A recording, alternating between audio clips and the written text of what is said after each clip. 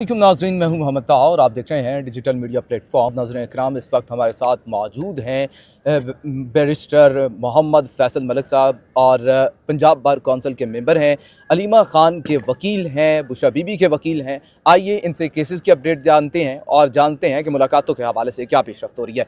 अस्सलाम वालेकुम सर। जी वालेकुम सलाम। सर, सबसे पहले ये बताइएगा कि अलीमा ख़ान साहिबा के केस के हवाले से मुतअद्दिद अफवाहें गर्दिश कर रही हैं, क्या सराहियाँ हैं, हकीकत क्या है? जी बिस्मिल्लाहिर्रहमानिर्रहीम। देखिए, अलीमा ख़ान साहिबा का ट्रायल चल रहा है, वो आखिरी स्टेजेस पे है और हम भी बातें सुन रहे हैं। कुछ लोग मीडिया पे आके कह रहे हैं कि अलीमा ख़ान को इतने साल सज़ा होगी। तो इसके हवाले से बतौर वकील के मेरी रिजर्वेशन है। एक केस जो ट्रायल कोर्ट में है, जो सब जुडिस है अदालत के सामने, उसके मतलब इस तरह की बात करना तौहीन अदालत के ज़मरे में आता है। और एक ऐसे केस में जिसमें मैं डिफेंस काउंसिल होने के नाते आपसे अर्ज़ करूं कि इस केस में अलीमा ख़ान के मतलब सफ़ा मिसल पे कतन इस्तगासा कोई भी मवाद लेके नहीं आया। जो इस्तगासा है जिसने केस किया, यानी प्रोसिक्यूशन ने इस केस में जितना भी मवाद रिकॉर्ड पे लाया है, उस रिकॉर्ड की रोशनी में हलीमा ख़ान को इस केस में कतन सज़ा नहीं दी जा सकती। इल्ज़ाम क्या लगाते हैं? एक इल्ज़ाम लगाते हैं जी कि 22 नवंबर 2024 को इल्ज़ाम है कि अलीमा ख़ान की इमरान ख़ान साहब से मुलाकात हुई और मज़ीद इल्ज़ाम लगाते हैं कि अलीमा ख़ान ने मीडिया टॉक की जेल से बाहर आके, और उन्होंने उस मीडिया टॉक में 24 नवंबर के प्रोटेस्ट का जिक्र किया और इस इल्ज़ाम पे एक एंटी टेररिज्म एक्ट के तहत उनके अगेंस्ट एक FIR लॉन्च कर दी गई। लेकिन मैं ये कहना चाहूँगा कि 22 नवंबर से कबल भी 24 नवंबर के प्रोटेस्ट की बाबत बहुत से लोगों ने जिक्र किया। उसमें गवर्नमेंट के मिनिस्टर्स शामिल हैं, उसमें बहुत से हमारे सहाफ़ी शामिल हैं, उसमें बहुत से मीडिया चैनल शामिल हैं, लेकिन उनमें से किसी पे भी कोई FIR नहीं हुई। अगर उन पे FIR नहीं हुई तो अलीमा ख़ान पे कैसे FIR हो सकती है? और मैं आपसे ये अर्ज़ करता चलूँ, अगर उन पे FIR नहीं हुई तो ये एक दुरुस्त अमल है, क्योंकि कोई FIR बनती नहीं है।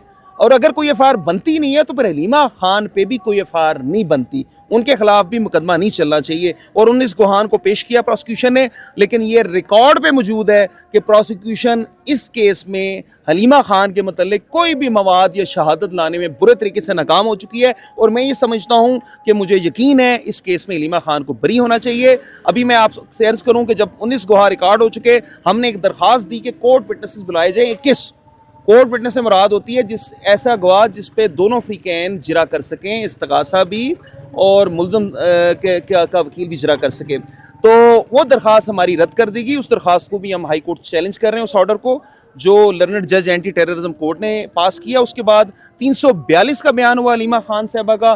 342 के बयान में एक दफ़ा फिर हमने कहा कि हमें डिफेंस विटनेस लाने दीजिए, हमें गवाह लाने दीजिए, और वो गवाह इंशाअल्लाह ताला रिकॉर्ड पे ये साबित करेंगे कि 22 नवंबर से कबल भी 24 नवंबर के एहतजाज की बात हो चुकी है। लेकिन उस पर फिर इस्तगासा ने एतराज़ किया।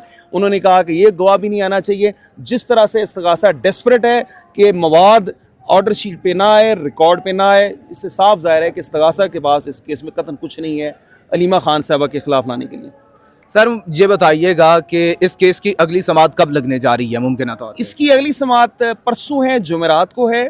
और उस अगली समाअत में हमें जैसा आपने हिदायत की है कि उन एतराज़ात का जवाब दें जो आज इस्तगासा ने किया है कि, और इस्तगासा का आज का एतराज़ मैं अर्ज़ करता चलूँ, इस्तगासा ने आज ये एतराज़ किया है कि डिफेंस विटनेस अलीमा ख़ान की तरफ से अदालत में पेश नहीं हो सकता।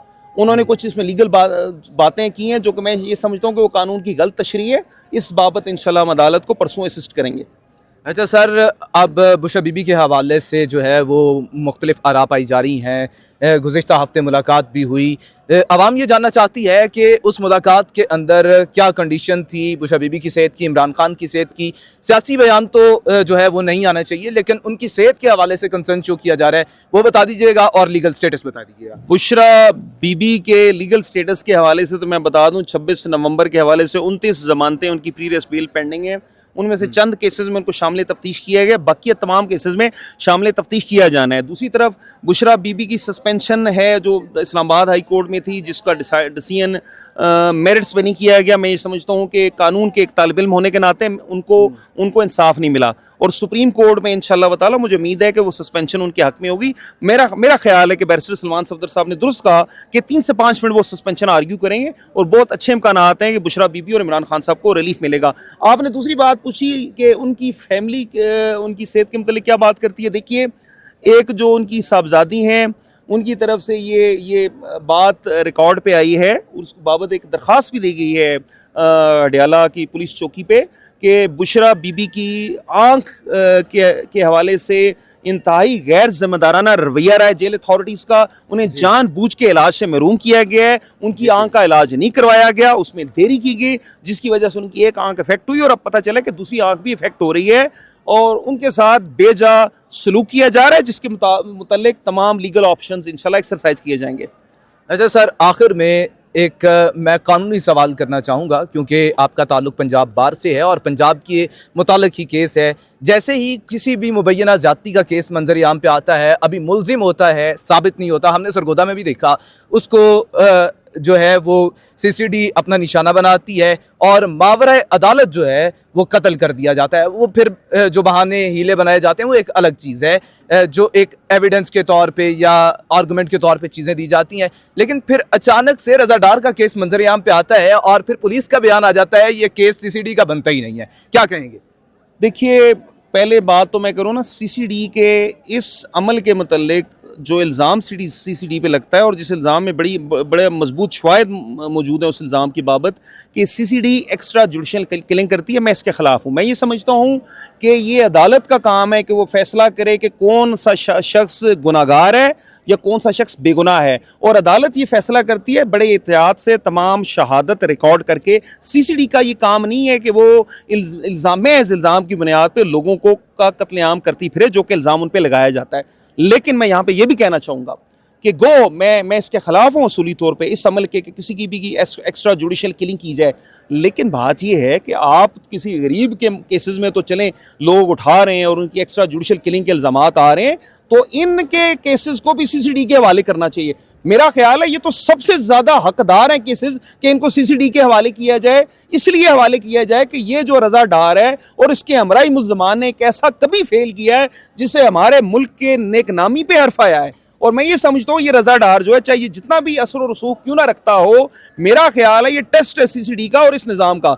और सीसीडी के मैं अर्ज करना चाहूँगा कि सीसीडी से हटते हुए कानून की बात करूँ तो ये केस एक एंटी टेररिज्म कोर्ट का बनता है। फौरी तौर पे इनका ट्रायल एंटी टेररिज्म कोर्ट में भेजना चाहिए और एंटी टेररिज्म कोर्ट के जो कवानीन है उनमें यह है कि 7 दिन के अंदर ट्रायल कंक्लूड हो सकता है। तो इन लोगों को करार वाकई सज़ा देनी चाहिए। ये ना हो कि रज़ा डार क्योंकि हमारे फॉरेन मिनिस्टर साहब का नवासा है तो उसको बचाने की कोशिश की जाए, उसको कानून के उस अमल में लाने से बचाने की कोशिश की जाए। मैं ये समझता हूँ कि जितने संगीन इल्ज़ामात हैं और इस टाइम उनका, क्योंकि हमारे वज़ीर ख़ारजा उसके करीबी रिश्तेदार हैं, तो होना ये चाहिए कि इन हालात में हमारे वज़ीर ख़ारजा को, जो डिप्टी प्राइम मिनिस्टर भी, इन्हें अपने दोनों ओहदों से इस्तीफ़ा देना चाहिए, क्योंकि ये केस कन्फ्लिक्ट ऑफ इंटरेस्ट का है, क्योंकि उनका नवासा एक संगीन केस में है और ख़दशा ये है कि अगर वो अपने ओहदों पर बरकरार रहे तो इन केसेस पे असर और रसूख करेंगे। ना सिर्फ उन्हें अपने ओहदों से इस्तीफ़ा देना चाहिए, बाकी भी जो रिश्तेदार रज़ा डार के जिस ओहदे पे उन पे इस्तीफ़ा दे के और तब इस केस की तफ्तीश की जानी चाहिए।